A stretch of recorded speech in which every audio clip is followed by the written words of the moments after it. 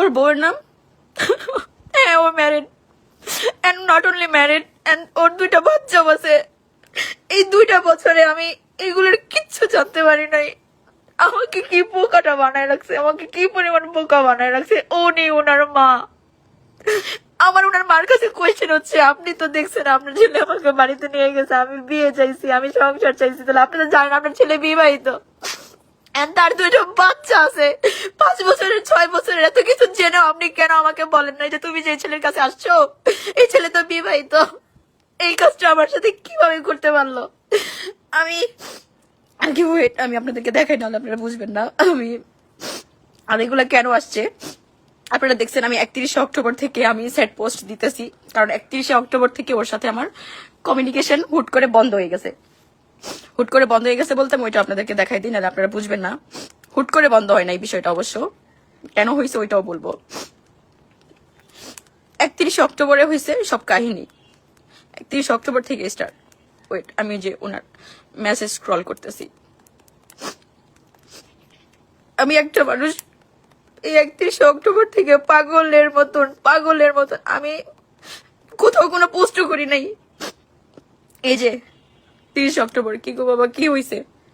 হ্যাঁ, আমি যে আমার রুমের ভিডিও, ওই যে আমাকে টেক্সট দিছে, স্ক্রিনশট দেওয়া লাগে। এই যে আমি যখনই ফোনে কিছু করি না কেন আমার রানিং স্ক্রিনশট দেওয়া লাগে যে আমি ফোনে কি করতেছি, এটা আমার তাকে জানাইতে হয়, হ্যাঁ আমি তাকে জানাই।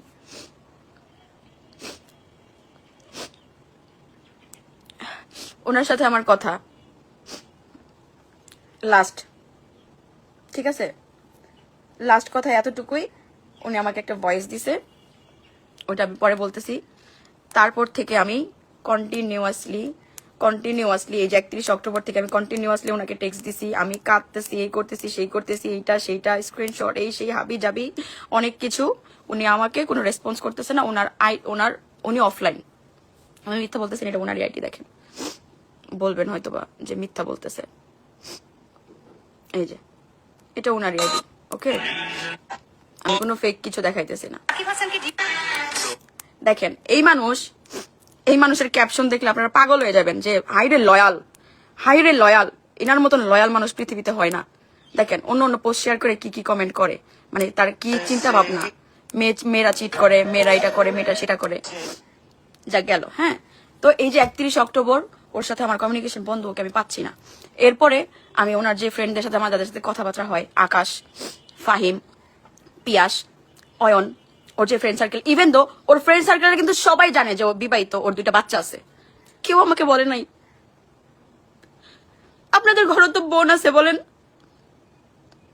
তাহলে আপনি কি পারতেন যে আপনার বোনের সাথে একটা ছেলে এরকম প্রতারণা করতেছে, ফ্রড করতেছে, আর আপনারা সেগুলো মুখ বুঝে সহ্য করতেন?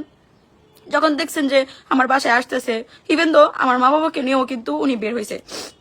রোজার মধ্যে আমরা ইফতারি পার্টি করছিলাম, একটা শাড়ির লুক করছিলাম, মনে আছে? মনে না থাকলে আমি আপনাদেরকে দেখাই দিতেছি।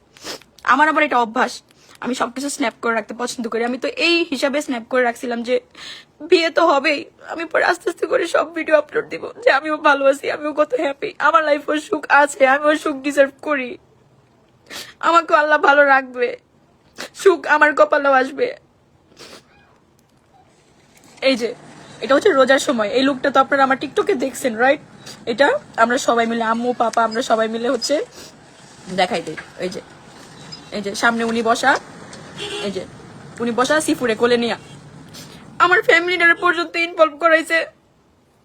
এত বাজে মানুষ কিভাবে হইতে পারে? তুই যদি বিয়ে নাই করবি, তুই আমার লাইফে এসে আমাকে এতটা ডিস্ট্রয় কেন করলি? যা গেল, এটাও গেল।